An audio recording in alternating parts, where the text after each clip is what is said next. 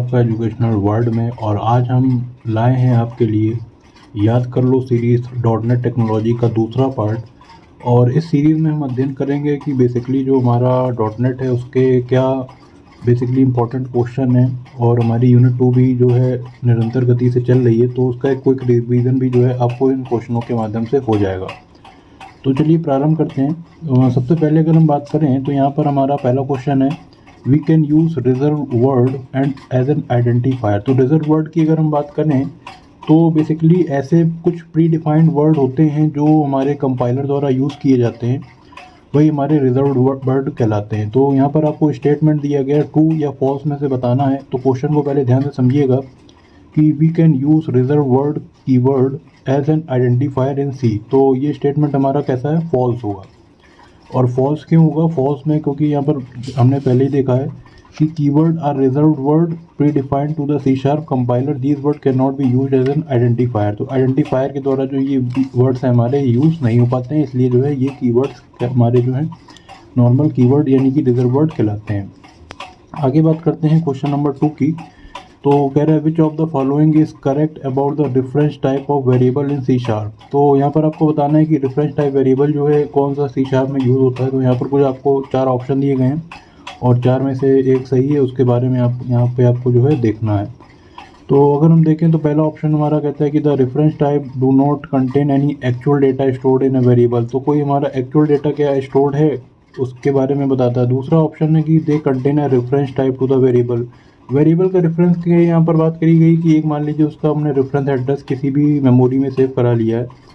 और सी की बात करें अगर तो example in built in reference है, जैसे ऑब्जेक्ट है, डायनेमिक स्ट्रिंग है, या फिर ये सारे स्टेटमेंट ही सही हैं। तो बेसिकली अगर एक जनरल पॉइंट ऑफ व्यू से बात करें तो जो हमारा ये सारे फीचर हैं वो बेसिकली जो है सी शार्प के द्वारा सपोर्ट किए जाते हैं। इस वजह से जो है हमारा आंसर डी जो है यहाँ पर करेक्ट होगा। नेक्स्ट क्वेश्चन की ओर बात करते हैं। तो यहाँ पर है which of the following convert type of a single byte type in C sharp. तो कौन सा है आपका इन चारों में से, जैसे अगर हम बात करें ऑप्शन की तो 2 int 64 है, 2 S बाइट है और 2 सिंगल है और 2 int 32 है। तो कौन सा है जो आपका कन्वर्जन करता है सिंगल बाइट के लिए सी शार्प में। तो यहाँ पर जो अगर हमारा सही आंसर है वो हमारा बी होगा, 2S बाइट होता है। क्यों होता है, क्योंकि अगर हम बात करें ये मेथड है तो कन्वर्ट टाइप है साइंड टाइप वेरिएबल होता है। इसमें वैल्यू जो है साइंड होती है, मतलब इसका जो रेंज है वो फिक्स होता है, तो उसी के बीच में जो है आप इसको असाइन कर सकते हैं। आगे बात करें तो which of the following operator creates a pointer to a variable in C sharp. तो कह रहा है कि कौन सा जो फॉलोइंग वेरिएबल है जो हमारा सी शार्प के अंतर्गत यहाँ पर यूज़ होता है। तो नॉर्मली यहाँ पर कुछ देखिए 4 ऑप्शन दिए गए हैं। तो साइज ऑफ है, टाइप ऑफ है, एंड है और यहाँ पर एस्ट्रिक है। तो नॉर्मली जब भी हम जो है आपका ऑपरेटर यूज़ करते हैं पॉइंटर के लिए किसी भी केस में, चाहे हमने जैसे सी में भी पढ़ा था पॉइंटर क्या होता था, हमारा एक मेमोरी एड्रेस के लिए बात करी जाती थी। तो अगर आप लोगों ने अभी सी नहीं पढ़ी है तो आप हमारी कंप्लीट पूरी प्लेलिस्ट है, वहाँ पर जाकर सी को बिल्कुल समग्रता से पढ़ सकते हैं। तो पॉइंटर हमेशा जो है हमारा एस्ट्रिक से ही शो होता है, इस वजह से यहाँ पर सारे ऑप्शन गलत हो जाएंगे, बस हमारा डी वाला जो है वो करेक्ट रहेगा।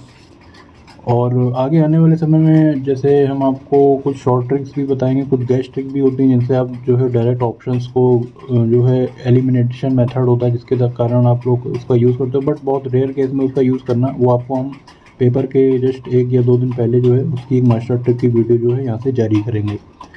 आगे बात करते हैं क्वेश्चन नंबर 5 की। तो क्वेश्चन नंबर 5 कह रहा है कि which of the following methods copies to the reference type memory location at an argument formal parameter. तो बेसिकली अगर हम बात करें तो जैसे मान लीजिए अगर हमने यहाँ पर लिखा इंट ए, तो ए के बाद ये जो हमारे होते हैं ये हमारे कहलाते हैं आर्ग्यूमेंट, जिनके अंदर हम वेरिएबल्स को वैल्यू जो है पास कराते हैं। तो यहीं पर अगर क्वेश्चन के ऑप्शन की ओर देखें तो कह रहा है वैल्यू पैरामीटर है, रेफरेंस टाइप है और आउटपुट पैरामीटर है या नन ऑफ अबव है। तो इसमें से एक ऑप्शन सही है आपका रेफरेंस पैरामीटर। क्यों सही है, क्योंकि उसने पूछा ना already which of the following method to copy the reference type of memory location. Memory location के लिए कौन सा मेथड यूज़ होता है, तो यहाँ पर हमारा ऑप्शन जो है सी बी वाला वो सही है, रेफरेंस पैरामीटर। और reference parameter are the method copies for the location in the argument in the formal parameter. तो बेसिकली ये कन्वर्ट करने के लिए यूज़ होता है।